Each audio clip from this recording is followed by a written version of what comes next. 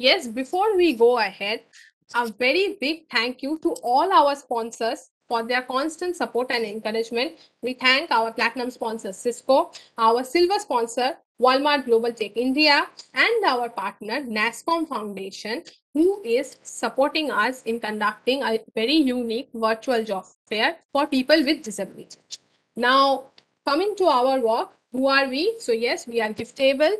We are an organization working for the cause of disability with a vision to create an inclusive environment which empower people with disability and provide them equal opportunity on every aspects of life. In terms of our work, we have our CSR projects running on health, education, skilling, and livelihood aspects of disability. And coming towards our work related to digital accessibility, so yes, we conduct accessibility audit, we conduct disability awareness sessions, accessibility awareness, and volunteering with a motive to promote diversity and inclusion. Now, with this, I'm very happy today to welcome all our honorable guest speakers. Now, one quick announcement here as we informed you all that Dr. Uh, Himanshu Das, Director of NIE PVD, will be joining us today in the session as a guest. So he had an medical emergency in the morning, so he won't be able to join. So today we have with us Dr. Nitika Mendiratta, who is the CEO and President of Society for Advanced Studies in Rehabilitation. She holds PhD in Social Education and also has PG degree in diploma of with autism spectrum disorder, and also she holds 15 years of experience in disability management, teachers training in special education. She has actually written a number of disability course modules which are currently circulating in different disability sectors. And a very welcome to you, Dr. Nitika. Next, we have Mr. Sai Bhagat, who is a Senior Technical Officer and Web Accessibility Specialist at Center for Developing Advanced Computing, Mumbai. Now, he holds 14 years of IT experience and currently he is associated with C-DAC Mumbai, where he is researching for the last 2 years on developing ITC accessibility drafting process. A very warm welcome to you, Mr. Sai Bhagat, sir. And yes, along with that, we have Dr. G. Madan Mohan, Associate Professor, the Department of Management Studies, Pondicherry University. He holds nearly 2 decades of experience in teaching and he is an accessibility enthusiast. He has his own contribution in developing Pondicherry University into an accessible building, and he takes a lot of interest in searching, understanding about accessibility. So yes, with this, let me just quickly come back to you all. First of all, a very warm welcome to all our honorable guest speakers. We are very happy and honored to have you all here. And yes, we will be starting our discussion soon. We had National Educational Policy 2020. So my first question will be a common question to all our speakers that yes, we have seen a number of policies which are implemented, but still most of our educational institutes are not accessible. So how we can actually bridge the existing gap? So first I'll go to Dr. Nitika for her insights. So ma'am, please. Allow me to begin by extending a namaste to everyone on this online dais and also to those participating through this virtual platform. And my special regards to Dr. Madan Mohan ji and Mr. Sai Bhagat ji and also everyone from the team of GiftAbled for giving me this opportunity. Now, when coming back to the question, when we look at accessibility at educational institutes, we can look at it from three purviews. The first, in terms of the physical access, be it in the entrance, classrooms, playgrounds, washrooms, parking area, drinking fountains, emergency evacuation systems, and all the facilities at the premise that may need accessibility considerations. The second purview could be in terms of the classroom inclusivity, which means looking at the student placement, that is the percentage of time the child is spending in the general education classes, and whether she or he is in the age appropriate and grade appropriate classroom. In this purview, we can also look at the classroom environment, the teaching, the curriculum, individualized educational program planning, classroom arrangements, student participation, peer relationships, paraprofessionals, and much more. And the third purview would be to look at the inclusive practices at the institute, be it in terms of creating inclusive cultures, producing inclusive policies, and evolving inclusive practices. And in order to achieve accessibility at all of these three purviews, we must work at making our efforts towards stronger policy and guidelines, linking accreditation and recognition to accessibility index, budget allocation, having a dedicated staff for equal opportunity cell, a centralized monitoring agency, maybe our initiatives for empathy development and sensitizations, capacity building and accessibility across different spheres of our institute, uh, establishing a sound grievance redressal system and strengthening the position of Divyang grievance redressal officer as well, convergence with leading national institutes, NGOs, and disabled people organizations, and constitutionalizing awards for accessibility implementation and publicity and promotion of best practices, along with making the concept of reasonable accommodations much more accommodating.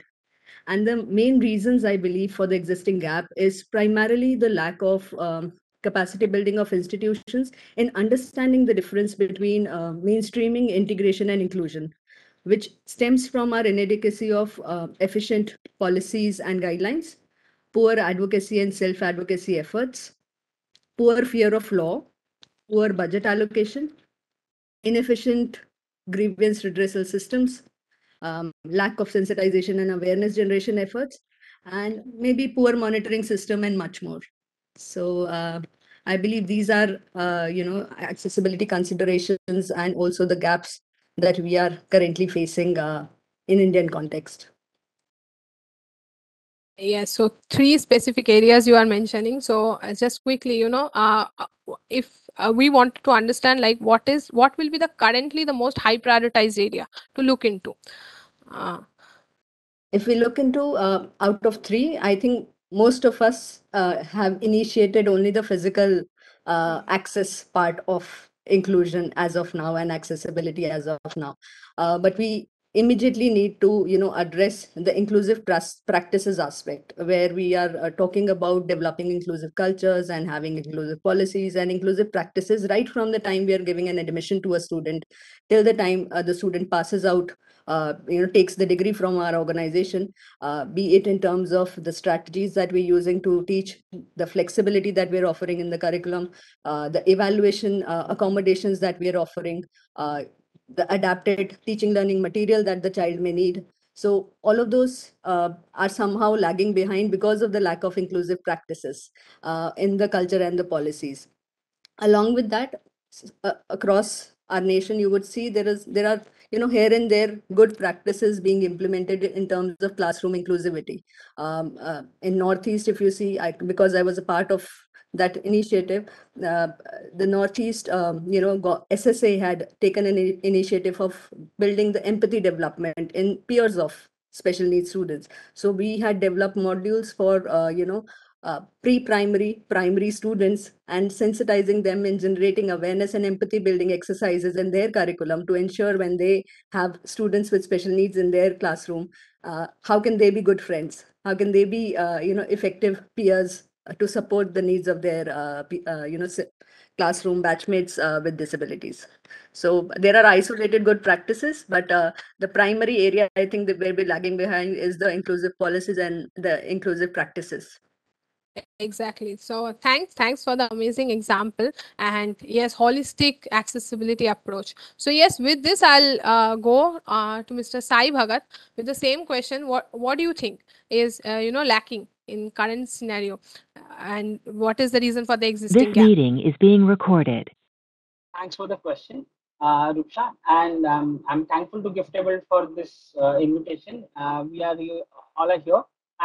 Great initiative. I must appreciate all of you. Good afternoon to all the participants. Hi to Nita ma'am and Madan Mohan sir. Now coming back to the question, what exactly we are missing in present scenario, and how can we fill this gap?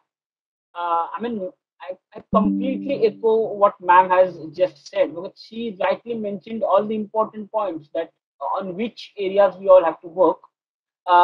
In my opinion, I mean, in addition to that, I believe along with the inclusive policies, we have to make sure that we have right implementation. Because if you look at the policy documents, the processes, what we have everything on the paper, but no one looks at that true real implementation, and that's where we lack, I believe. So when we have policies, we have to have someone who can monitor those processes. How are we developing those things? If we are implementing certain things, then we have to ensure that we follow the same process when we do that particular activity once again, whenever it is required. Number two, as rightly mentioned by ma'am, that inclusive culture extremely important, because when we know the people, those who are involved, the faculty, the staff, everyone, even the students, we have to have that inclusive culture, that empathy, what ma'am had just mentioned, that it is so important that we have to understand that everyone should look at student with disabilities as another student. They are having some special needs, but apart from that, all the competencies, what sort of skills, what sort of abilities, what they have, I mean, they can also be like the students. So this inclusive policies, this inclusive culture is extremely important. But as I mentioned, that we will be able to fill this gap only and only when we look into the implementation part.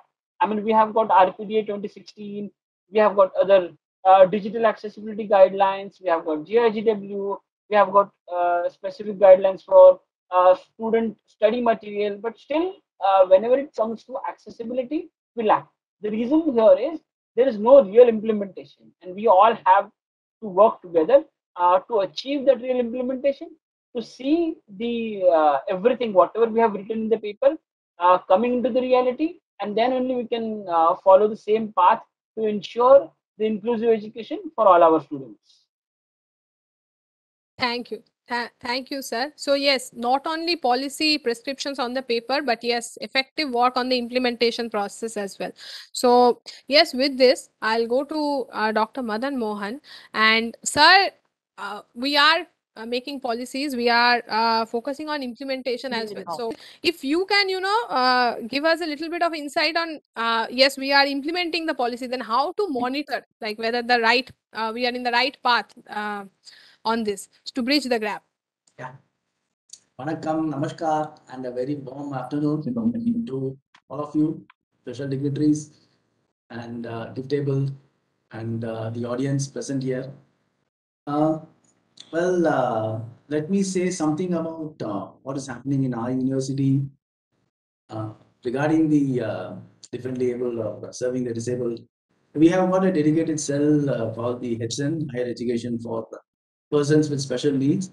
That was a requirement, in the fire plan, and later on the equal opportunity cell came. But I would like to have the HEPSEN in almost, at least in all the higher education institutions. That will be of immense utility for the differently able students. And if possible, we can have it in schools also. Number two, when last week I just we had some 5 lakh students, more than 5 lakh students appearing for the board exams in the school level.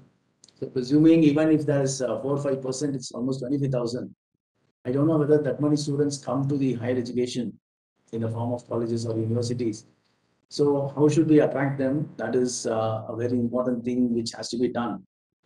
And accessibility wise, I strongly believe that every education institutions, as I said, should have a HEPSIN unit with the coordinator and a counselor and a placement officer if it's a education college or a university. Plus, we need a license officer that is there. It's all formal. It's all the modalities which have been spelled out by the RPWD Act. You should have a license officer. You should have a grievance redressal officer. You should have a nodal officer. Nodal officer should be of a very powerful rank. So all these things have been spelled out in the act, but I'm doubting how many institutions are having that. Fortunately, in our university, we have HIPSIN, we have a liaison officer and a grievance redressal officer. So powerful nodal officer would be more important, I think so.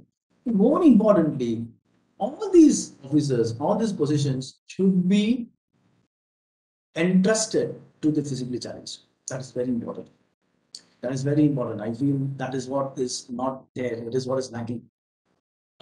In fact, not only I'm talking from the education institution point of view, not only this from any position, including the commissioner, the disabled, or the deputy commissioner, or the office of commissioner, we can have a separate department in the ministry for the physically challenged. Have a minister who is a physically challenged.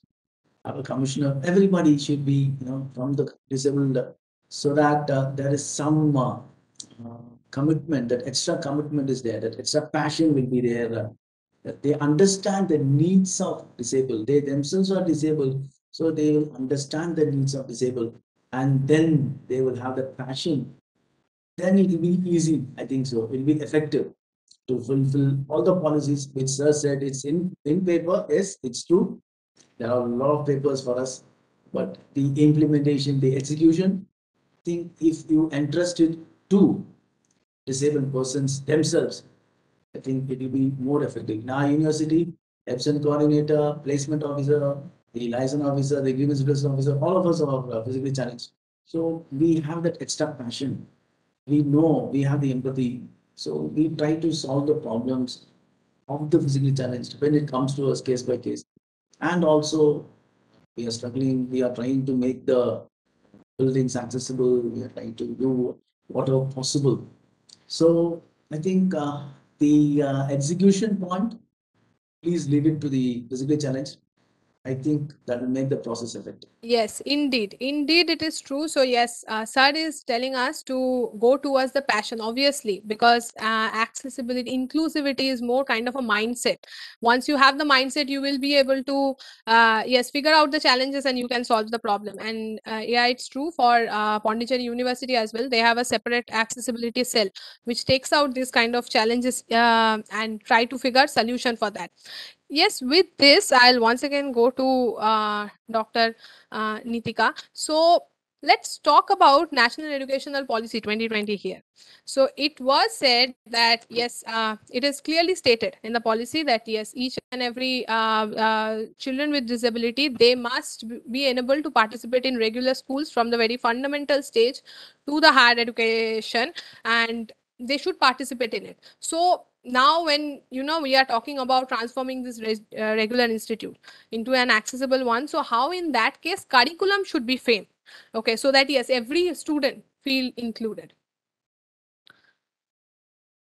See, now that the curriculum framework and the pedagogical structure of school education will be guided by a 5+3+3+4 design instead of a 10+2, which consists of the foundational stage, preparatory stage, middle stage, and secondary stage. The overall thrust of curriculum reforms across all stages will be to move the education towards the real understanding and towards learning how to learn, and away from the culture of rote learning. And the aim of education is now more focused on cognitive development, building character, creating holistic and well-rounded individuals who are equipped with 21st century skills. And the policy recognizes the importance of creating enabling mechanisms for providing children with special needs the same opportunities of obtaining quality education like everyone around. And it also reaffirms equitable and inclusive education that bridges the social category gaps in access, participation, and learning outcomes. The policy is in complete consonance with the provisions of RPWD Act, and it endorses its recommendation also for the socially economically disadvantaged groups, also known as SEDGs, that includes gender identities, cultural identities, geographical identities, disabilities, and also socioeconomic conditions.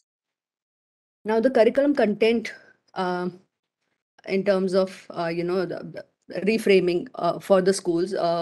We would need to look at reducing, the content will be reduced in each subject to its core essentials, to make space for critical thinking, inquiry based, discovery based, discussion based, and analysis based learning.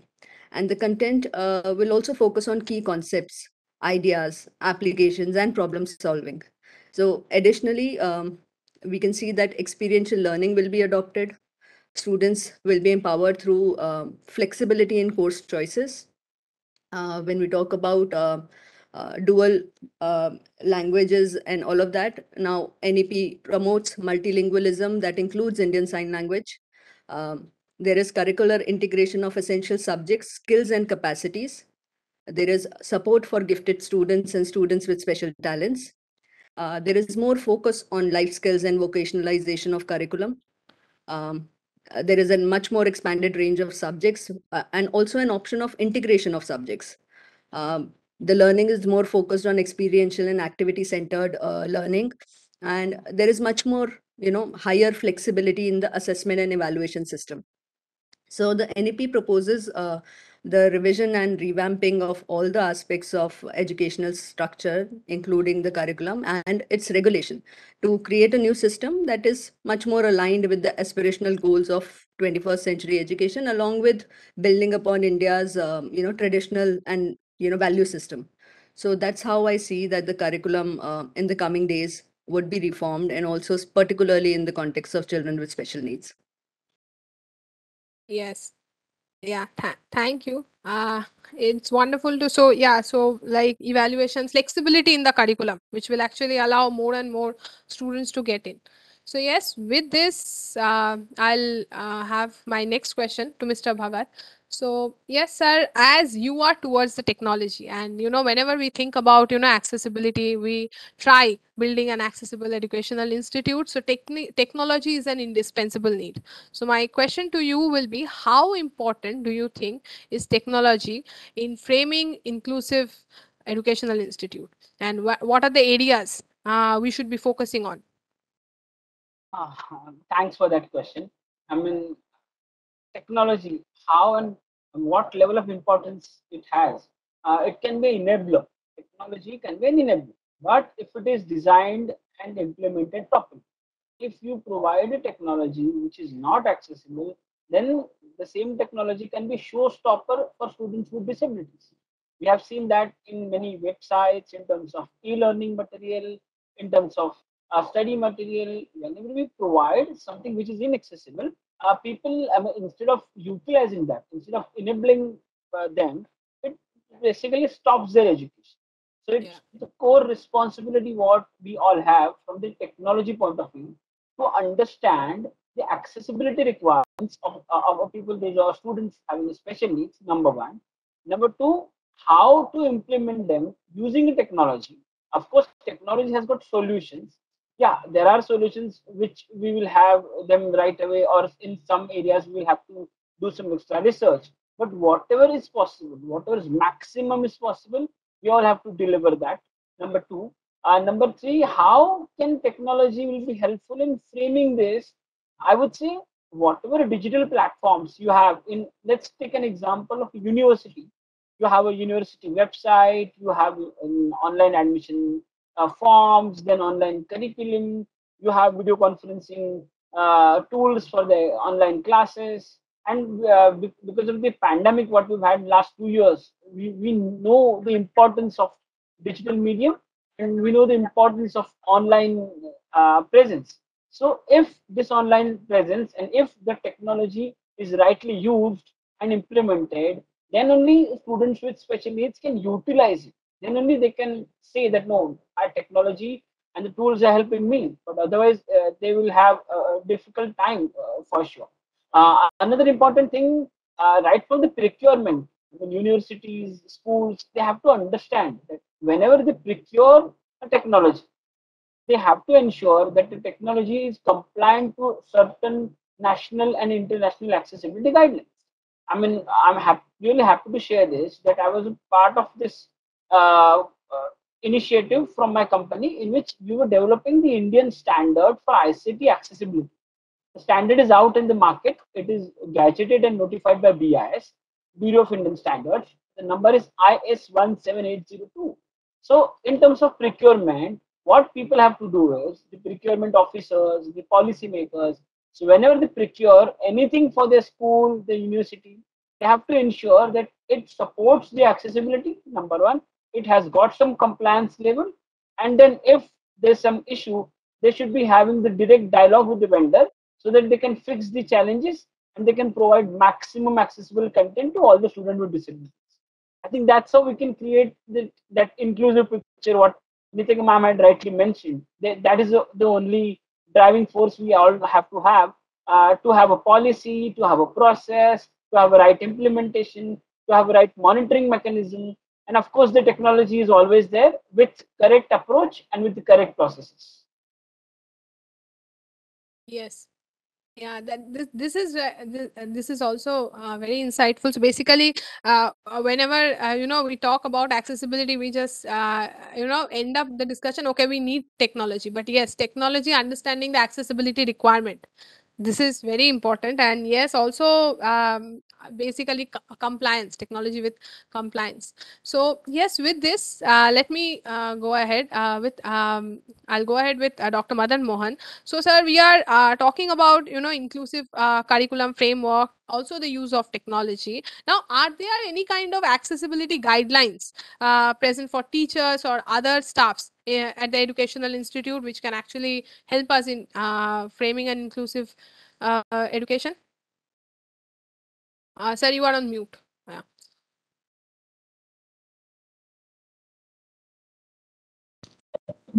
Yeah. Um, See, guidelines are there actually.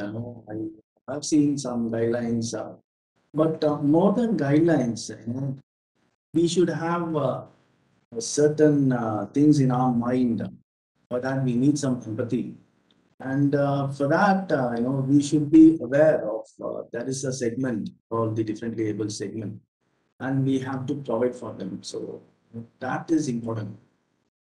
Guidelines may be there, may not be there. Guidelines may be there and it may be circulated to you, may not be circulated to you. So we are not sure about whether all of us will be getting the guidelines to begin with.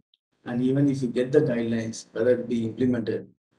So rather than the regulatory framework, I suppose that the mind, the heart should be there. And for that, everybody should be sensitized. As I said, we have to sensitize all the people towards the different level, towards the disability. See, RAM, for example, is a regulatory framework. It is there. It must be there. But in some buildings, ramp will be there. And after the ramp, there'll be one or two steps. What's the point in having that ramp? So Yeah. they'll be showing that there's a ramp as per the rules and regulations there are. So more than the guidelines, we should know why it is asked for or why we are asked for. Then we can have our own guidelines because each of us should be given the flexibility. Ultimately, it should end in the benefit of the different label of the disabled. That's what it means. Whatever guidelines, yeah, but we should have our own frame of mind. For that, all of us needs to be sensitized. They have to be sensitized. Every one of us have to be sensitized. And then I suppose all the guidelines will be automatically implemented. Guidelines like, for example, we should have a sign language interpreter in all the higher education institutions. That is there. How many institutions are having it? Big question mark. So, of course, it's better now. We are moving towards that, but still, guidelines. Why do we need that guideline? That we should understand. A sign language interpreter should be there. Why do we need it? Why should we need it? We should think about it, or we should be made to think about it. Why should the website be accessible? Why? We should be, all of us should be made to think about it. Why is it to be accessible? There is a big segment of people who are using it, who have to be allowed to use it. So that sort of mental attitude that has to be incorporated among all the people. For that, sensitization is the important thing which has to be done. And I feel that that sensitization can be brought about by incorporating sessions, full day session on disability in whatever training programs we are executing. For example, we teaching people have to undergo 28-day orientation course and 3 refresher courses. That's obligatory. Now incorporate in all these training programs at least 1 day on disability. Same way, every government officials will be undergoing training. Same way, all the civil servants, bureaucrats, everybody will be having their own training. Incorporate this in as a 1 day. Absolutely. Then we will have Exactly, absolutely. And yeah, so basically, as we are having this flexible educational content, so yes, flexible guidelines, customized guidelines as well, yes, right? As correct. per the requirement. So yeah, based on that, now yes, as we are going a little bit deeper into the discussion. So yes, a journey towards inclusive classrooms. So yeah, Dr. Nitika, with this, so you are actively working in this disability rehabilitation framework, and when we talk about, okay, transforming our regular classrooms into this inclusive one, then we also have to think that there will be profound children with profound disabilities who also need space. They also have to be included. So how our inclusive classroom should be designed so that it can actually accommodate students with profound disabilities as well. Okay. Before I go to that question, allow me to add something that I'm sure Dr. Madan Mohan ji would be very happy to hear. Um, there is, sir, already an in-service training program for all the levels of government officials, right from the grassroots level, which includes Anganwadi workers, to the topmost, IAS officers and ministers. There has already been modules developed, and already an initiative has been taken by Rehabilitation Council of India towards training. And a lot of modules have been developed, and a lot of training has already been going on for the past almost 3 or 4 years. So that the thought you have has already started implemented, but thanks to the pandemic, I think that had gone to the online mode, and now that things are coming back to normal, hopefully the training would gain much more speed, and it will go throughout the country. Uh, Now, coming back to the question that was addressed regarding the profound disabilities. Um, Rupsha ji, when we talk about profound disabilities, I would want to categorize these students and students with high support needs in particular into two categories.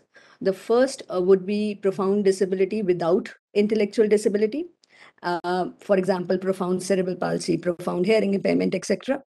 And the second category would include individuals with profound disability having profound or moderate intellectual disability, or even an individual with deaf blindness. So, and in both these cases, they may need separate type of support or separate type of intervention for inclusion in education. While the first category, that is the one without intellectual disability, may only need assistive devices, technology, a therapeutic support, or a resource room intervention, individualized planning, or an accommodation and evaluation, etc., for effective inclusion. But the second category of individuals may need activity based inclusion. They may need segregated training and care for activities of daily living. They may need intense therapeutic intervention and much more. And their inclusion needs require much more planning and can be much more challenging as compared to that of the first category. And coming to the second part of your question, that is the design considerations for inclusive classroom for children with profound disabilities. For this, I strongly feel that we need to identify the various support needs that the individual may have, which may include at the level of physical or biological needs, social and communication needs, cognitive, sensory, psychological need, or educational and the medical aspects for each child. So some of the examples, to name a few in terms of the design aspects could include, a well lit a good lighting in the classroom, a well ventilated classroom, an environment that is non-injurious, which may include ensuring that we avoid any kind of sharp edges or anything that may cause an injury to the child. It may include classroom furniture that can be redesigned or rearranged. It may include open spaces for floor seating activities. We can prefer smart classes and use of ICT, as Mr. Sai said. We can also think of flexibility in classroom schedules. We can think of storage area for assistive devices. Someone may want to keep calipers or wheelchairs somewhere else and would want to prefer sitting in a adapted chair. We want to look at lavatories to be more accessible. And specifically, when we talk about children with autism, children with attention deficit disorder, or learning disability, or even low vision, a lot of times we see classrooms, the teachers, and it's a usual practice that we have, on the notice boards, on the, the display boards, and the decor that we use in the classroom is very, very highly distracting. We use a lot of bright colors. We use excessive, bright colors and a number of bright colors at the same wall. So that could lead to a lot of distraction for those children or a sensory overload for those children. Providing alternative and augmentative communication methods could be another design consideration. And when we talk about, I would want to take this answer further, what can we do in terms of what is available, and what are the initiatives that we can take to include children with profound disabilities. I'm again very happy to share that there are already government initiatives. There are a lot of schemes, be it SIPDA scheme or the Accessible India campaign, where the government welcomes a lot of projects, not just from the NGO sector, the disabled people organizations, and even government bodies, who are welcome to apply to schemes to promote inclusion and accessibility for all categories of disabilities. There is a scope of awareness generation and sensitization and teacher training, making public places or existing spaces much more accessible. And also we can parallelly think of how within our institutional structure we can think of budgets that can be allocated to profound disabilities. Also recently there have been government initiative of braille press screen promotion, or projects like uh, cross disability early intervention centers that are very well equipped for long term inclusion and access for children with profound disabilities. There is now and a convergence with Ministry of Education and new HRD programs that are being taken out by Rehabilitation Council of India, that kind of empowers institutions towards taking accepting children with profound disabilities. And also at the higher education level, UGC website you can look at the UGC website. There are now national guidelines that are in process of finalization for not just accessibility for education, but also digital accessibility for education, and also SEDG group accessibility for higher and technical education. So a lot more things are being undertaken by the government and NGO sector, including R&D projects that are specifically targeted to children and adults with profound disabilities. So at our level, we can focus on capacity building programs for different stakeholders that could include parents and siblings as well, along with teachers and the administrators, that I think would help us in the long run and help us in efficient inclusion of children with profound disabilities. Thank you. Great, great. Great to know about all this, informative things. And yeah, so as we are, including children with profound disabilities in our inclusive classroom. So with this, I'll go to Dr. Mr. Sai Bhagat. So, sir, as you have also mentioned, right, in this pandemic situation, we all are exposed more to technologies, starting from webinars to e-meets. Our students are also exposed to technologies because there was a time they were regularly doing online classes. Now one of the thing was that yes, e-learning content. So how important should be e-learning content, how much emphasis we should be putting on e-learning content in order to create this inclusive curriculum? I believe, we have to provide the topmost priority to the e-learning content, because as we all know, the whole gamut of syllabus, whole gamut of curriculum is moving towards that interactive learning. People, students specifically, don't want to go for the monotonous way of study, which we all have done during those days. Nowadays, everyone wants to have that interactive learning modules in which they can use the different sensory characters. They can experience, they can read, they can write, they can observe, they can monitor, and a lot of other things. I mean, it's basically as mentioned by Nitika ma'am that we are building that cognitive ability, and we are trying our level best through the studies, through the curriculum, through the set of policies and processes. We are improving the cognition.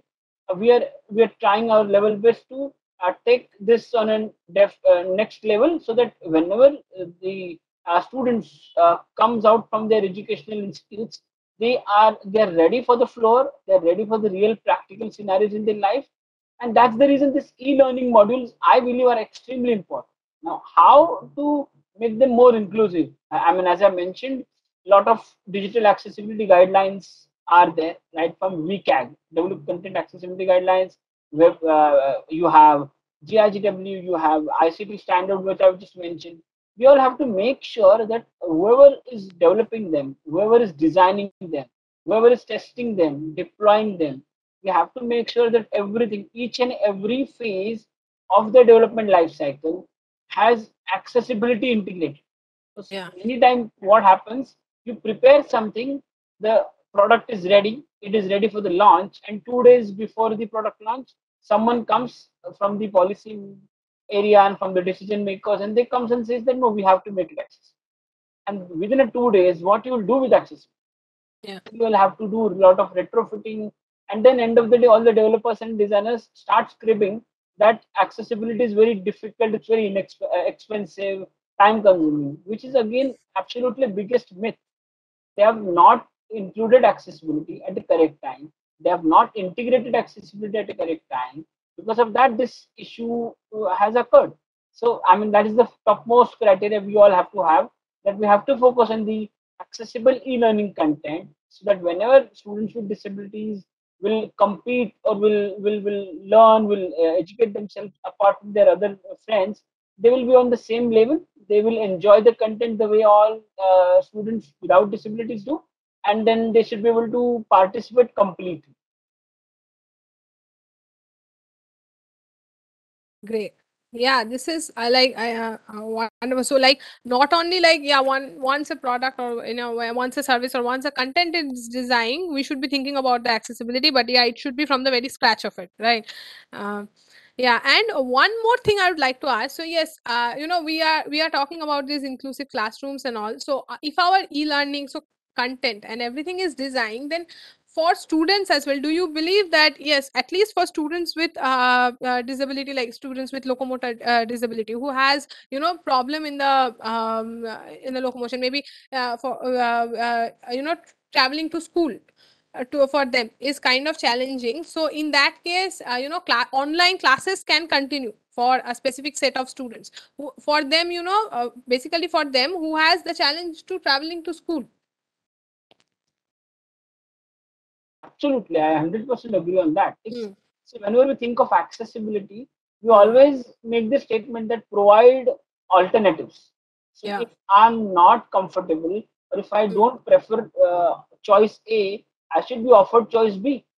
You're going to ask me that no, this is the only one option, and if Hmm. not comfortable, my sensory ability is not allowing me to operate, my sensory disabilities are stopping me from using that, and I'm deprived from those things, then that will be a challenge.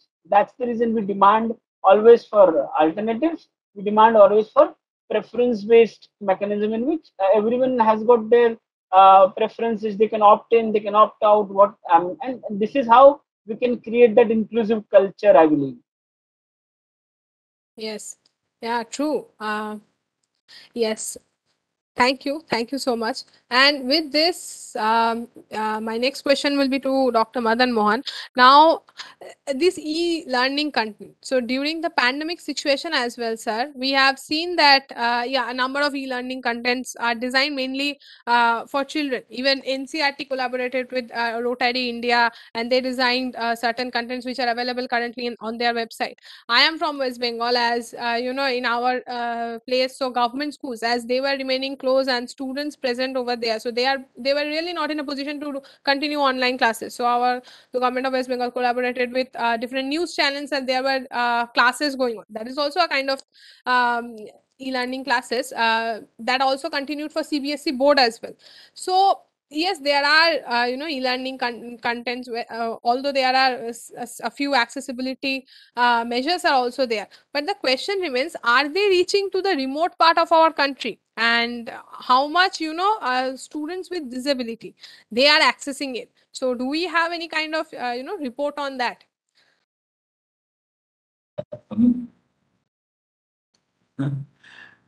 Well, digital technology reaching the remote part of country Hmm. generally is very tough. We all know that. So whether it is reaching even the normal children, that itself is a question mark. We have seen a lot of TV programs where teachers, even during the pandemic, especially in the remote parts like the hilly areas, teachers are going to the houses of the students and teaching them out of commitment. Right. Even the TV programs are not reaching them, so they are in such parts of the, the country. We have seen the news items about all those things. So digital platforms reaching that's why we call them as unreached. They are unreached sections of the society. So I am not sure whether digitalization of now will be able to reach the people in the unreached pockets of the country. And if it comes to the differently able or disabled, well, we can understand. If it's very tough for the normal people, then how is it possible for the disabled? It's not going to be easy. Um, but what to do? So we didn't expect this pandemic to begin with. So, making the technology reaching the unreached is not that easy. So, what can we do? I think better what we can do, if at all there are uh, disabled students in these type of areas, why not we try to bring them to the normal area, to the easier areas, try to accommodate them. Maybe like a special school, we can accommodate them along with their escort or somebody, so that they can access the digital learning. But I am, yeah, right from the beginning, I'm not for digital learning actually in our country, especially in our country, and not for digital learning. If it's out of compulsion, okay, right, no other option, fine. It's no option. So let's go for it. We have no option. But then when it is possible, when it is easily possible, let's go for the physical mode of learning, because learning is not just acquiring knowledge. It's not just acquiring knowledge. We should allow the students to have peer relationship with their own peers, with the teachers. The physical interaction is something different. No, we won't get the benefit that what we are getting from a physical interaction with your teacher, with your peers. That is different. So let's try our best to keep it to the physical mode. If it's compulsion, like the pandemic, then we have to give some opportunity, some arrangement for the differently able, for the disabled students, so that they don't face the connectivity issues or the. No, I'm very sure that the remote areas of the country is not possible to be reached. Very sure. Yeah. That's no question about it. So that is the question of reaching the differently able, disabled students. It's already unreached society, unreached area, and these poor people are again, they make things more complicated. So I don't know. I can't visualize anything like reaching the remote areas through the technology right now. Our country, understandable. We have a lot of problems, a lot of geographical disparities. So right now, the best thing we can do is, in case we are compelled to have a digital learning, then we should try to bring the differently abled people, differently abled students to the nearby areas, which is better accessible. Yes, yes, yes, truly. Or other way around, yeah, the NGOs or the other different groups which are volunteers group who are working there, maybe they can be a little bit active and try to bring in the change. Yes, and also yes, I also agree that yeah, let's not have digital, content like that compulsion of having digital content in education. Yes, because in the initial years, at least in the primary section and all, so the presence of teachers, learning from teachers, that actually helps. So yeah, maybe a hybrid model. Yes. So with this, I'll move to Dr. Nitika.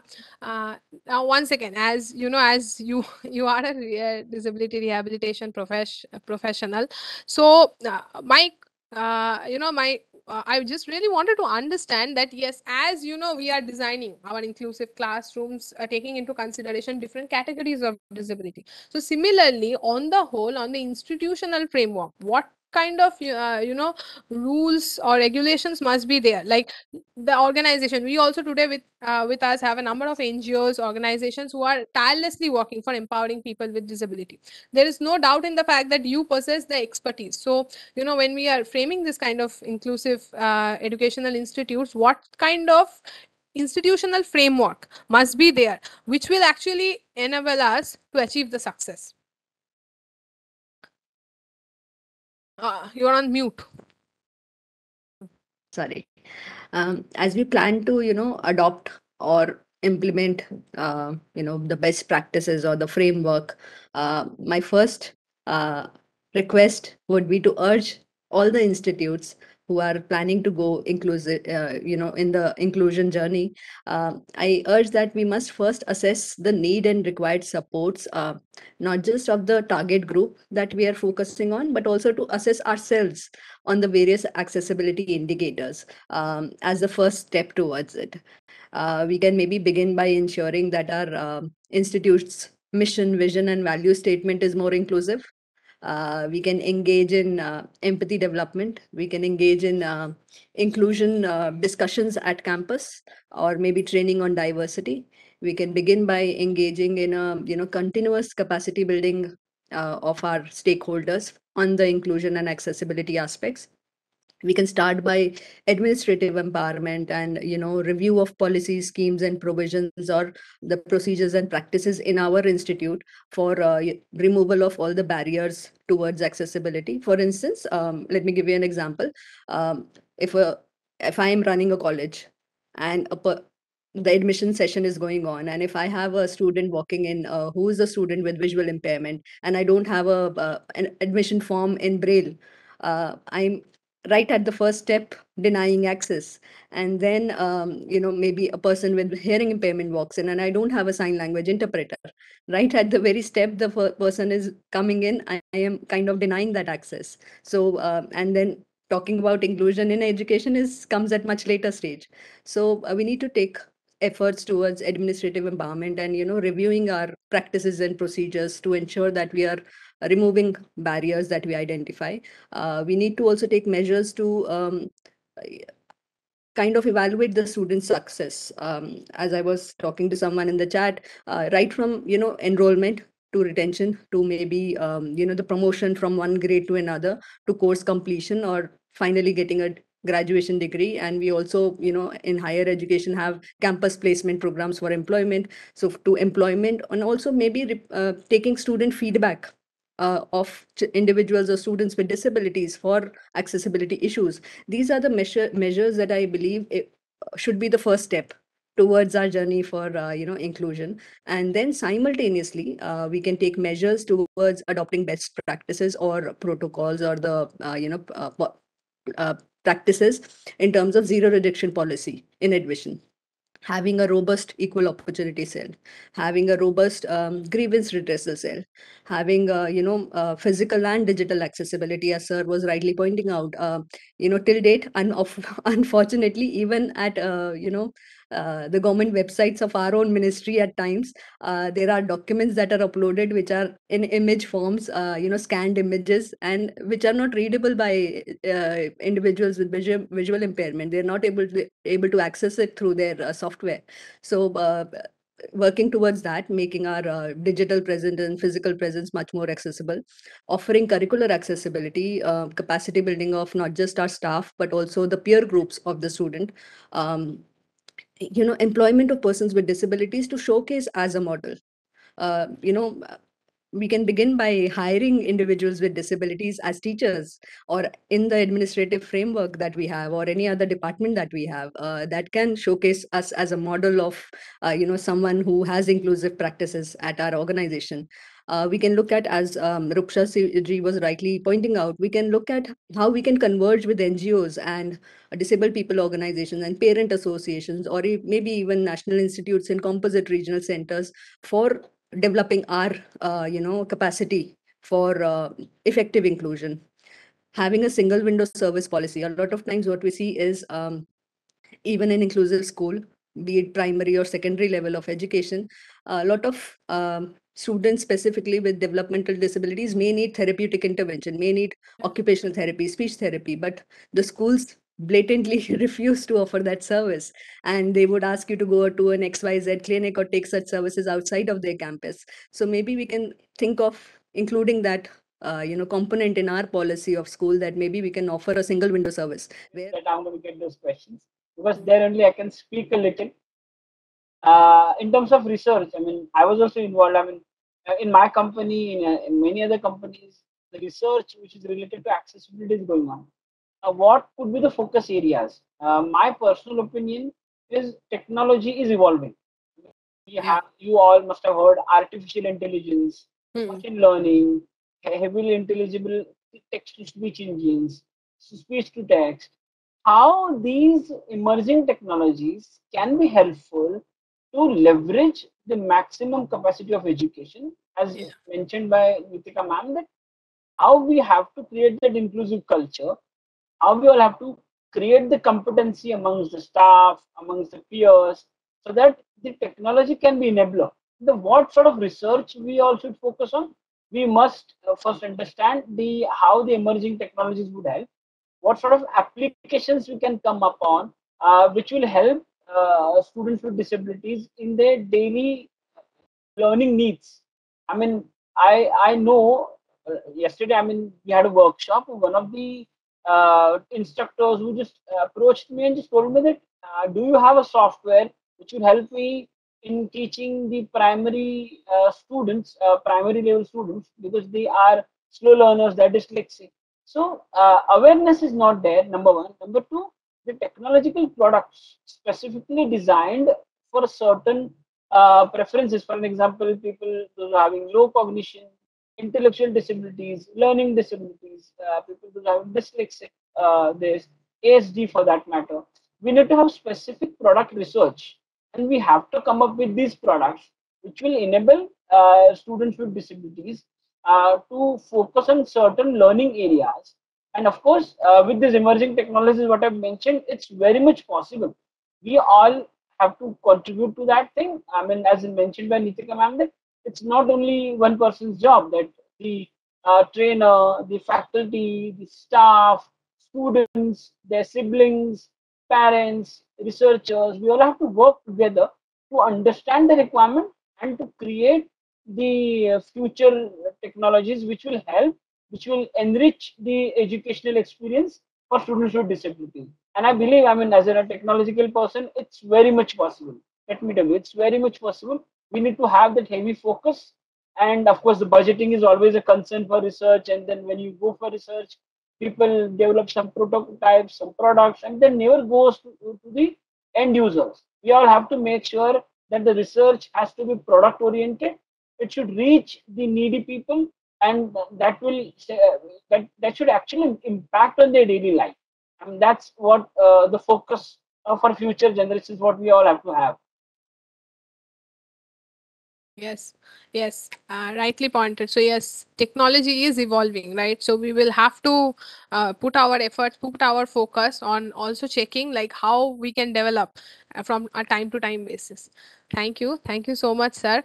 And yes, with this, I'll be moving towards Dr. Madan Mohan. Which this is basically our last individual question to our guest. So yes, sir.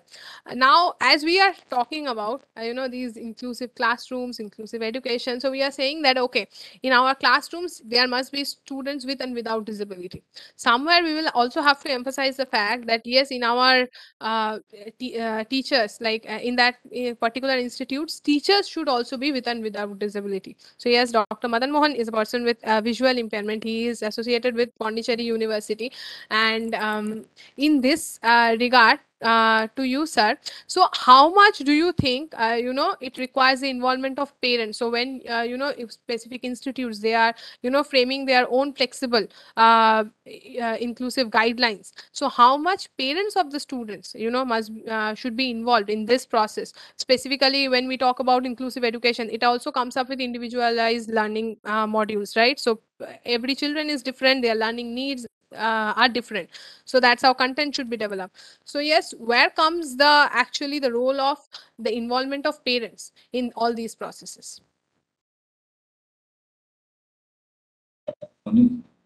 See, parents, that's where the kids start their life.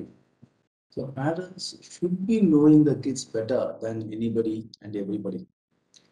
So they will know the needs of their kids, right? So that is simple. When you ask a parent, see, if you want to know about me, the best person who will be able to tell about me will be my mother, obviously. Of course, now my wife, because she is living with me for more than 20, 22 years. But still, it was my mother who was with me for almost 25 to 26 years. She'll be able to tell exactly about me. What is my requirement? She knows. So when it comes to a classroom, the parents, especially the mother, okay, especially the mother, will be able to give us better inputs about what the kids need, what is the need of the kid, what should be done, which will make it easier for the kids to sit and have a pleasant learning experience. It's obviously and perfectly true that the mothers have to do a lot of work on this. No? In fact, a lot of work in the sense we have to take a lot of inputs from the mother. See, regarding the technology, for example, you were asking sir about the technology, the research. If you ask the visually impaired person, he'll be telling you very, very interesting points for research. Yes. If you ask the mother, she'll be telling you very interesting points for research, which will make your life easy, which will facilitate your life. You know, a driverless car, for example, that was my dream when I was 5 years old, 6 years old. Mind you, that was 40 years back. 45 years back, I was dreaming about let me enter into a car. I will just put the system. I will enter. I have to go there, and the car will take me there. That was my fantasy. It was those days fantasy. Now it is coming up, trying to come up. No, it is not evolving, but it is coming. See, so the points which which my mother will be telling, Yeah. will be something which will be really useful for all the physically challenged or disabled people. So yes, you have to include the parents. Not parents, it should be the mother, not just mother. Yeah, the parents and the caregivers in the curriculum framework, Definitely, the right? mother will Absolutely. be really contributing a lot. I'm telling you, Yes. will be really contributing a lot.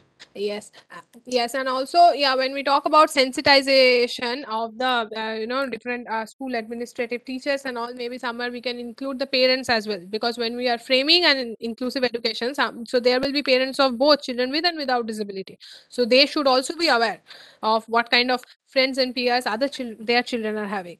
So Actually, yes, the point is they will be knowing yeah, what is the requirement. exactly, That it is yeah, like their need-based approach, right? That its marketing also says about customer orientation. How yes, to do that customer orientation? You should know what the customer needs are. The Yeah, best we have. source is parents. The best source is mother. Exactly, truly, and this all the initial surveys and everything. So yes, with this, I'll be moving towards the next part. So yeah, so one question to you all, if you can just quickly cover. So that is, yes. So accessibility is currently a topic which is talked about a lot, and there are also many schools, colleges, universities who have started their journey. So what will be, your advice to them? It's like, what should be the initial steps, initial action items they must complete in order to, continue in the process? So yes, Dr. Nitika. Again, going to this question, because I work with a lot with individuals with developmental and multiple disabilities, I would want to request everyone to make sure that when we're talking about participation of family, not only focus on parents, let also focus on including siblings, including grandparents, and also including the caregiver in that in that whole journey. Because specifically for persons with developmental and high support needs and multiple disabilities, those are key, they have a key role in maintaining the quality of life of the individual. So please, let's also take them along with the parents. And now, coming to the question, of how to start the inclusion journey. See, creating a school that is inclusive starts in each classroom, I believe, and but it must also be a wider in scope, and it definitely requires specific strategies, a shift in the culture of the school, and also an encouragement from the school administration, teachers, and students. So we must encourage and embrace the journey that we take for diversity, inclusion, and equity while we are program planning for individuals with special needs. And I'm very glad that you use the word journey in this question, because the key here is the journey, and it's not just an isolated plan or an initiative. So we must begin, as I previously mentioned, that by evaluating the various aspects of access and the need assessment of our institute. That must include the aspects of curriculum and instruction, on and off campus services that we're offering, physical spaces, ICT and assistive technology, student evaluation practices, events and campus climate, residential and non-residential facilities, access of those. And some of the starting points for taking this journey for your school could include undertaking sensitization programs, empathy development programs, capacity building programs, or convergence, as I said, with the national institutes, disabled people organizations, or NGOs, and also resource mobilization. A lot of times, as we were constantly mentioning, the lack of budget and budget restrictions, we also need to look into resource mobilization for taking such initiatives, and establishing maybe an equal opportunity cell that caters to diversity, equity, and inclusion, because that could be the starting point of everything. And to quickly sum up, I think this journey may surely have rough roads, or you may have to take detours, but every step that your school takes will be very, very invaluable to our children and their futures. And I would highly encourage you to take that first step for now, and if you haven't yet. So yeah, thank you. Thank you. Thank you so much. This is very nicely covered. And yes, with this, quickly to Mr. Sai Bhagat, what will be your recommendations on it? And I have received a number of questions as well in the chat box. So yeah, we will be taking on to those in the next. So yes, quickly, Mr. Yes, I'll answer that quickly. First of all, we have to have an incremental approach. We should not simply run behind, because we have seen that people kept over ambitious strategies. They've started implementing those assistive technology labs and other stuff, and then everything went for a toss after a couple of months. We don't want that, because that simply stops the overall inclusion process. We should not do that. We have to have an incremental approach. Let's have a soft targets which you can easily achieve, and then go one by one. As mentioned by ma'am, awareness is a key. So we have to spread awareness amongst all the stakeholders. It's not only with the staff or the faculties. We have to include parents, peers, their friends, siblings, everyone for that matter. And I mean, I reinstate once again, have to have an incremental approach. We should not over ambitiously design something which Yeah. we may kill after a couple of months, and then this overall inclusion may stop. We don't want that. We want children to be more so that the overall their education, their learning would progress in the right direction. Truly. So it should be a journey all through, right? It's not a sudden thing we are taking maybe for a quarter or a few months and then we are just Absolutely. putting an end to it. So yes, thank you so much for this. And yeah, uh, Dr. Madan Mohan. So yes, insights from you. Okay, if you can. I will give a very simple mechanism, Aksha. Forget about international standards, forget about ISO, ISI, just forget about everything. If you are trying to plan a inclusive building, you ask all the sections, how it should be. If you want to build a ramp, just ask a wheelchair user how the ramp should be. Because there are many ramps in and around us which Yeah, cannot be accessible for a wheelchair user. A wheelchair yeah, user himself has said this. So just include the people, include the stakeholders, include the disabled. If you want to make your building accessible, you include the disabled in the process. I'm telling you, your building will be perfectly accessible. Very simple. Thank you. great. Thank you so much. And with this, so yes, I will hand it over to Miss Trupti Shamkant from our organization, who will be basically, sharing with you all the what we are currently doing on web accessibility program. So yes, over to you, Trupti. Thank you so much, Ruksha. And a very good afternoon, everyone. Such a pleasure to share this virtual platform with you all today. I'm Trupti Shamkant More, working with GiftAbled as a senior consultant, primarily focusing on web accessibility vertical. And what an insightful discussion it was by all three expert panelists. So it was really great. Yes, Thank you thank you. so much, one and all. So I'm sure this session must have helped you understand what is web accessibility and inclusive education, right? So accessibility in education, what does it mean? So how can we make education inclusive, or how can we make it accessible for everyone?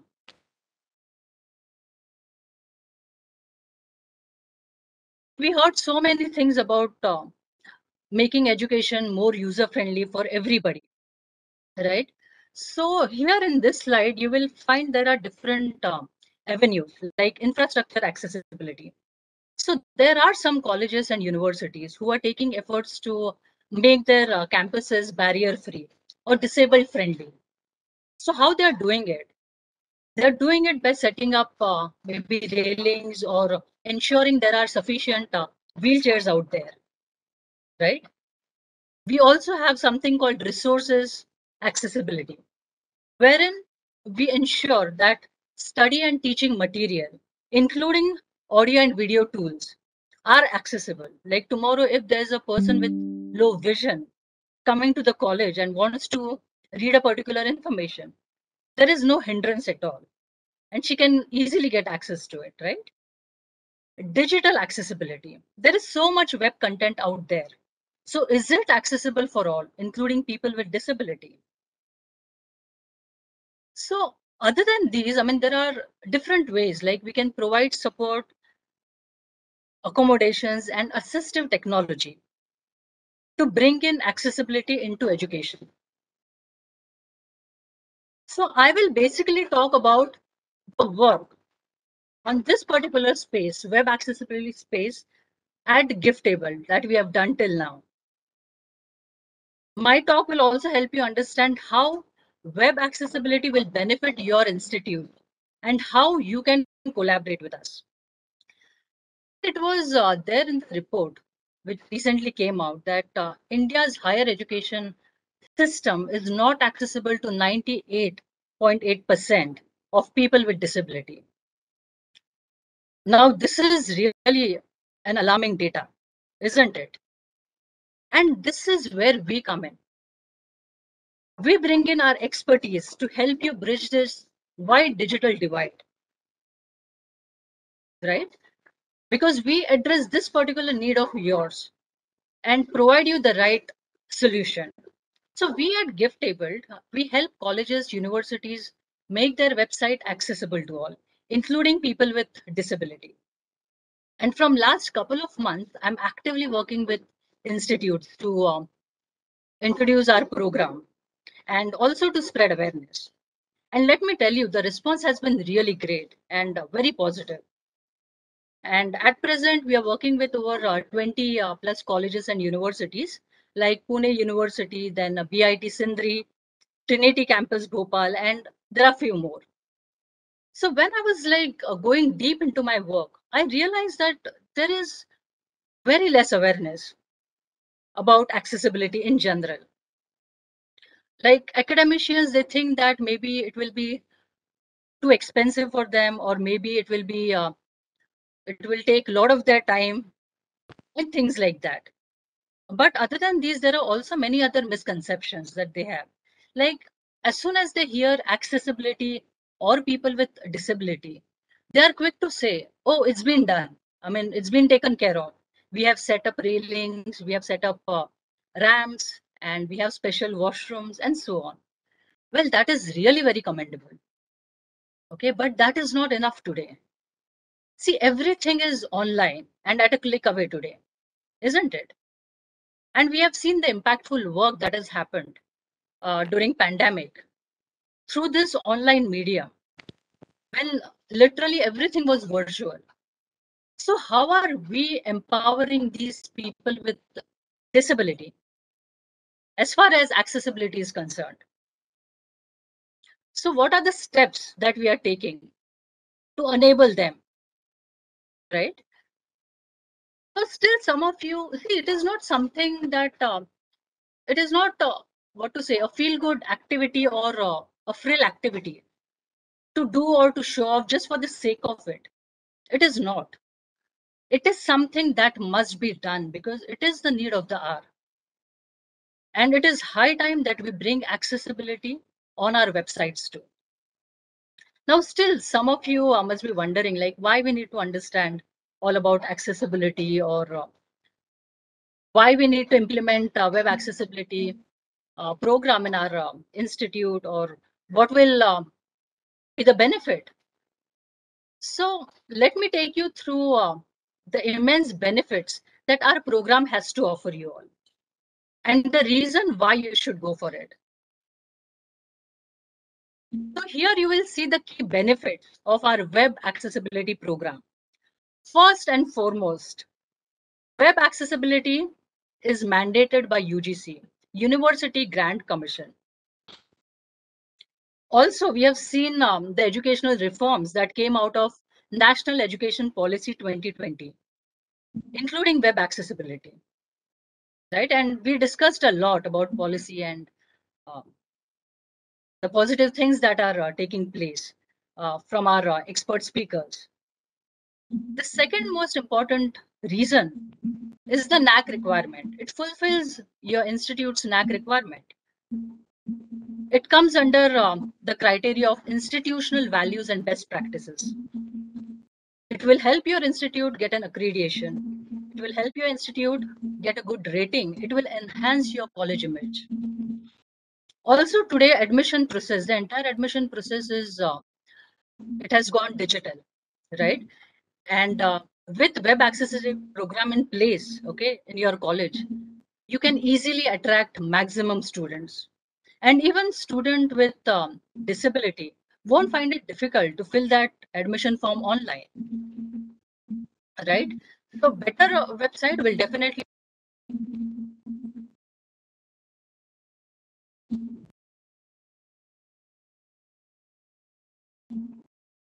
Yeah. Just a second, Trupti. So we lost you for a minute, I think. Okay. Thanks, Trupti, for your insight. So yes, we provide web accessibility audit to universities and colleges. So yes, if you are interested, please feel free to connect with us. We will be sharing our email ID here. And now with this, Soumya, if you can quickly help us out that if we have any kind of questions in the chat box.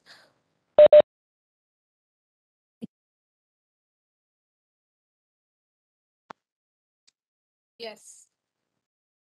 Right. As I think mentioned already in the chat box, The reason one is we have very limited human resource in terms of trained special education teachers in our country, and the ones who do opt to get a formal training, unfortunately or fortunately, their primary agenda is to get into a government job, because there are a lot of government vacancies coming out for special education teachers. So every year a huge pool of resource comes out, and every year that huge pool of resource gets engaged in the government functionary, through SSAs or whatever.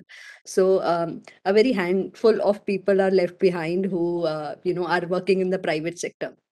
So my first solution and suggestion would be to encourage parents and siblings of individuals with different disabilities to actually come forward and maybe take this as a career option, get themselves trained in special education programs of RCI, be it a diploma level or a B.Ed level, and then they can themselves get an employment with the same school, and not just help maybe their child also, along with that helping other students with special needs, or maybe also parallelly you would also get a discount for your students a child's fee because you're an employee. So there are multiple benefits, and also once parents and sibling come forward, apart from getting support at mainstream school, they also get into developing many more models of service delivery for because a lot of times schools, unfortunately at present, especially the private schools, are very inflexible in their approach. They may not directly say no to you for giving admission because of the fear of law, but they do try to make the situation so helpless that they, even if they give you admission, the student will not benefit, and how the student will lag behind, and they will not be able to fulfill such and such thing, and it will not be very helpful for the students. So the parents eventually decide ki, Arey, no, koi baat nahi, if my child is not getting the benefit and will not get benefited in education and therapeutic intervention, let me enroll my child somewhere else. So that is one problem. So if parents and siblings come forward and take this as a journey for their empowerment as well, and eventually for empowerment of their ward, that really would address this problem. Apart from that, my solution would be to parents. If you look at RCI website, you would find a list of state-wise list of all the teacher training institutes that are running in your state in different districts. So maybe if you're finding it difficult to identify a special education teacher to work as a shadow teacher, or to work as a mainstream special education teacher, you can approach those teacher training organizations, and they have a huge pool of alumni, they have a huge pool of freshers coming out of their college every year. So they would be very happy, and they would be able to give you those links and give you those human resources. So maybe you can go through the list of teacher training organizations near you and help them identify a trained teacher for your ward. That would be my suggestion. Thank you. Thank you so much. Yes, and with this, we are almost over time. So, first of all, thank you so much to all our respected guest speakers for your amazing point of views, for this wonderful insights. We have, taken it all. We will be surely be following it, and we will be working across it to improve. Thank you so much. Thank you so much to all of you. Thank you so much to all the participants who have joined us today. Thank you, Eshtar, for this wonderful interpretation. And thank you to our sponsors, Cisco, Walmart Global Tech India, and NASCOM Foundation for helping us to conduct this wonderful session. Thank you, everyone. Thank you Thanks, very much. Anusha. Thanks to whole GiftAbled team. Thank you very much. Thank you. Thank you. Thank you, Anusha. Thank you. Good evening. Thank you.